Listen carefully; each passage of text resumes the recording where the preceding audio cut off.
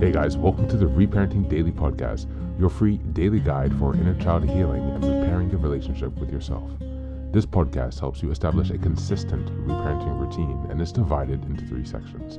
The first is a daily reading, the second is a discussion of that reading, followed by suggested journal prompts, and the last section is a peaceful binaural beats meditation for closing. Good morning, good afternoon, and good evening from whenever and wherever you're joining us.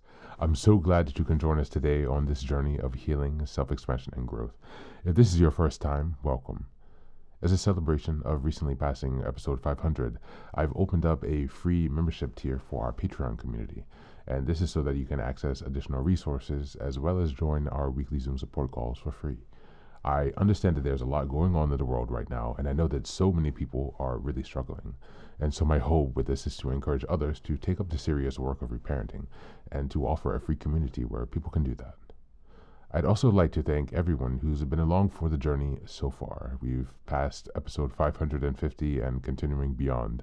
And so this is just a reminder to you all that this is a free podcast, but if you'd like to support the project, you can purchase the Reparenting Daily Journal where you can follow us along all year.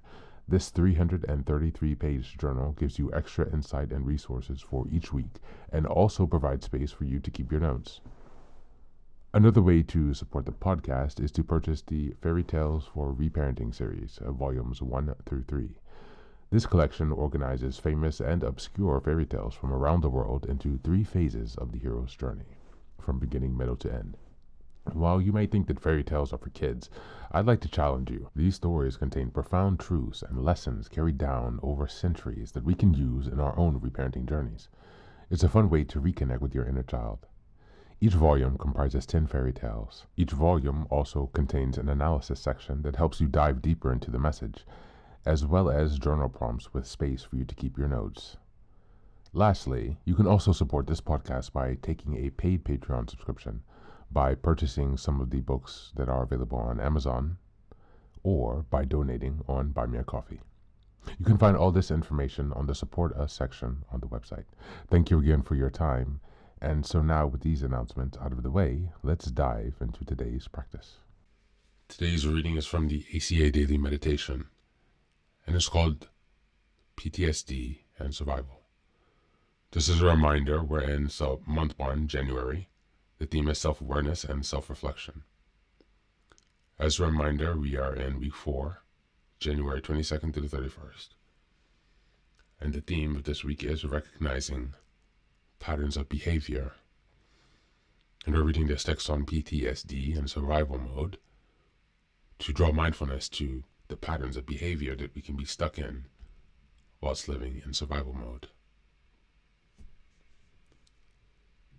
PTSD and survival. The common memory contains PTSD elements of fear, threat to survival, and feeling alone, perhaps destitute.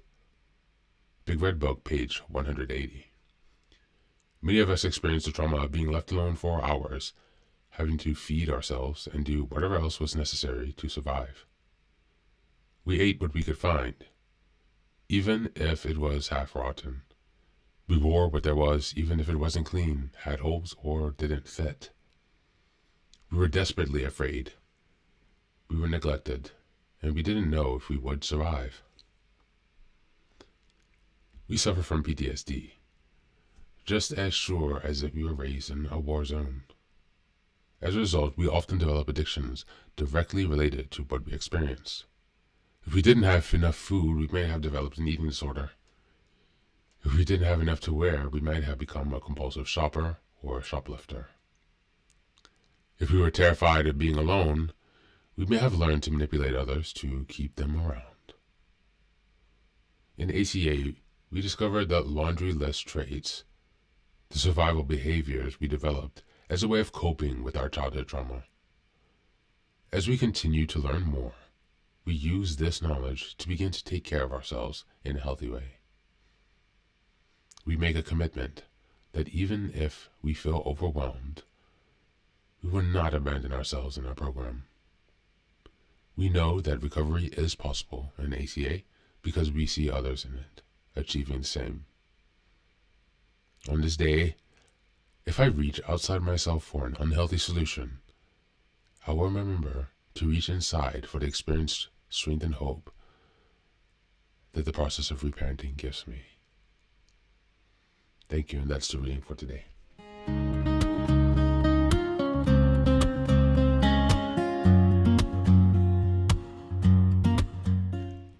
Welcome back.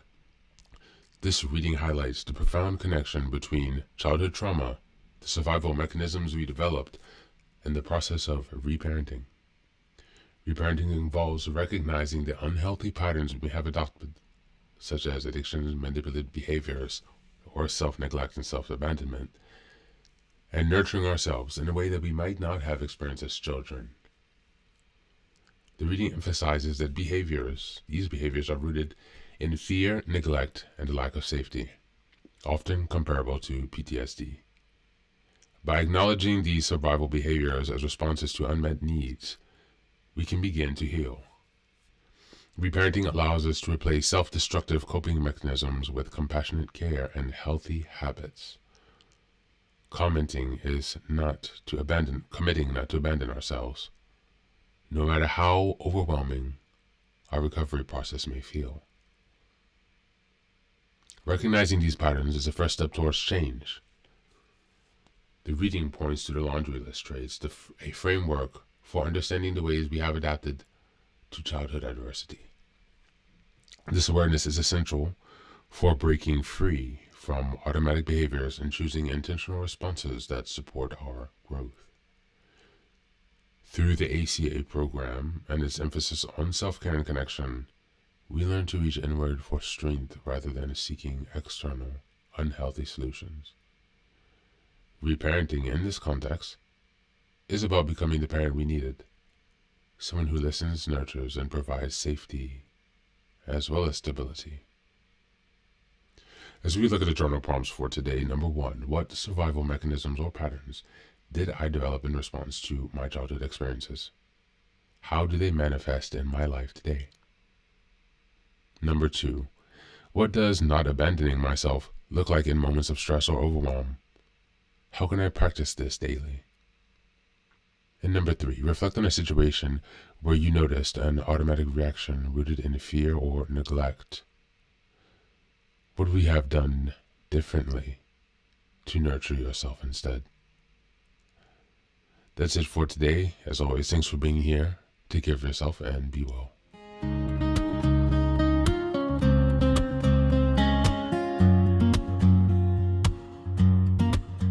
Welcome back.